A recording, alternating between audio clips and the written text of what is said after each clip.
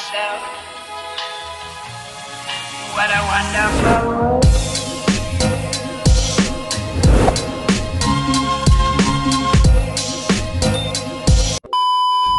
Hello guys, good morning. So pupunta po kami ngayon mamamalengke. Samahan niyo po kami ngayon. Let's go. Hello guys, so, nandito na po kami sa palengke ng Gundaway, Quirino. Pupunta po kami magpalengke ngayon. So let's go na po. Na-ignorante ako. Dito pala yung daanan ng tao. Dito sa kanila daanan ng sasakyan.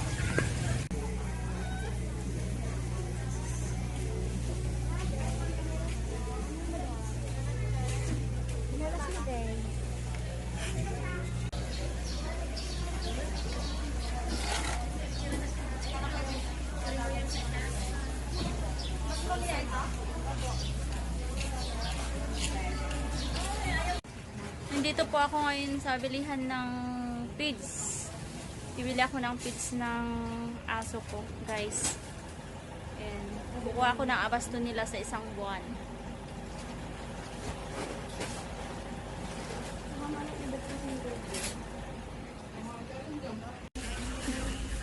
Dito na ako sa cashier, guys. Yan. Tapos na mag-grocery.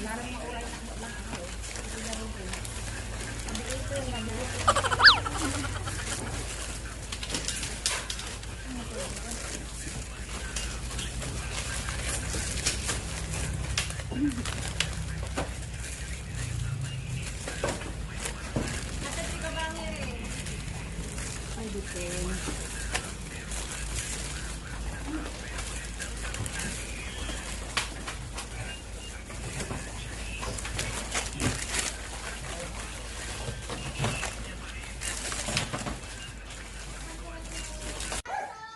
Dito na kami guys sa bahay. Nakarating na po kami. Ayan, nag-iingay na yung mga aso ko.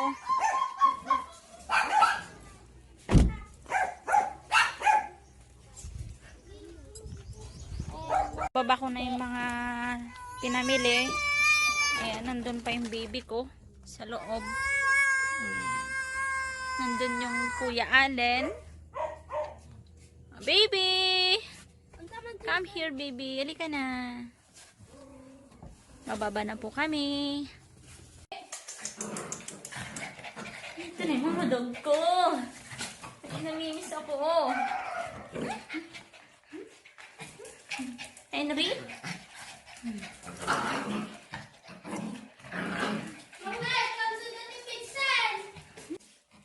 Ito po si Henry. Ayan. Namimiss po ako. Milka, kan? Milka. Kan?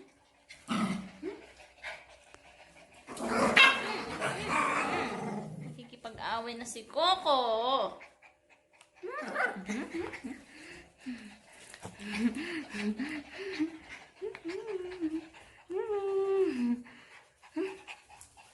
Lucu, kan? Ngerti ka? Hindi, stand up.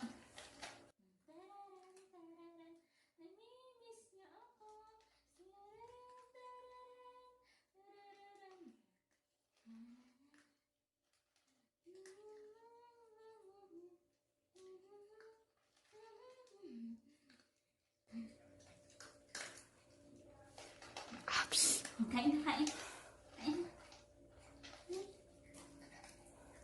Ito si Popo.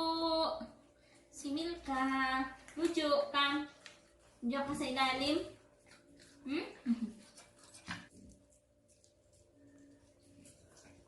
Yan na yung pasalubong ninyo. Yan. Milka. Halika dito, Milka. Milka. Halika.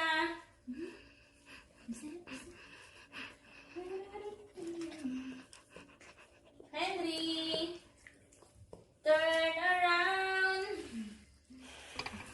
Ito naman si Lucu. Lucu. No.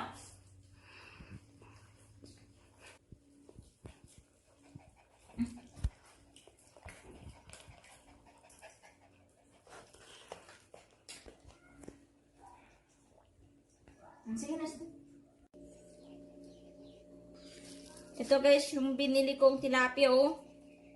Kaloka naman yung nagtitinda, hindi ko napansin din. Ganito yung bigay niya. Na tilapia. Ayan no. Oh.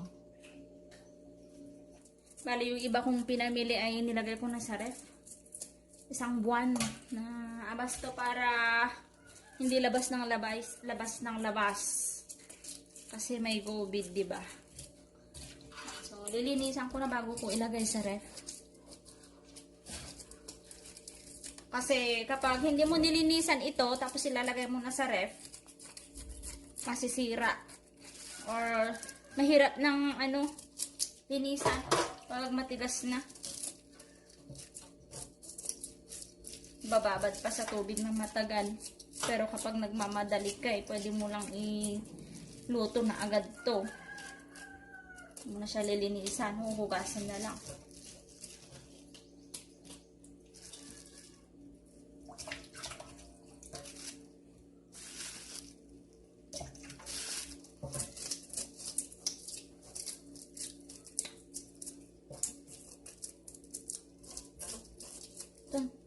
A few moments later.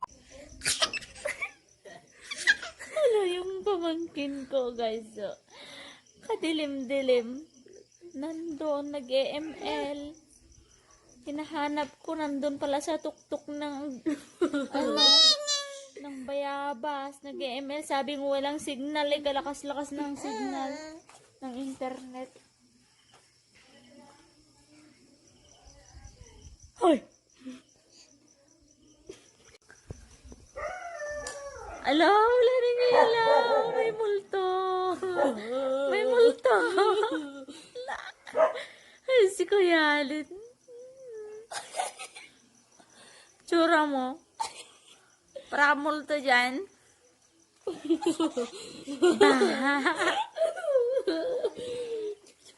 Yung tsura ng mga bata.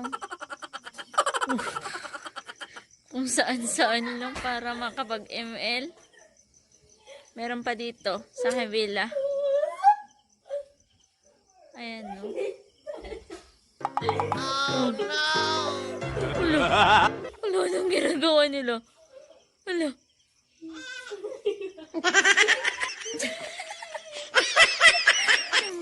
Nay! Ulo, grabe. Wala nang ilaw dito sa labas. May multo! May multo! May multo! Uy, ang ginagawa niyo dyan? Ang dilim-dilim. Ano nag-ML? Grabe. Ano ba anong ginagawa niyo dyan? Wala bang signal? Wala. Giniginaw sila. Oh my gosh. Pero alam nyo guys, dito sa likod namin, may dumadaan na nakaputi dito. Pagka medyo madilim na, nagpapakita siya guys. Oo. Siguro nga guys, merong binabantayan dito sa likod namin. Hindi ko alam kung bakit. Basta lagi kong napapansin, dumadaan siya na parang anino, naka-t-shirt ng puti. Tapos, wala namang mukha, hindi ko makita. Pero bakit yung mga pamangkin ko guys nandyan no? Hindi sila natatakot. Tapos ganito pa ang lamig-lamig ng panahon. Ayan. So tara na guys sa loob. Doon na tayo. Lamig-lamig.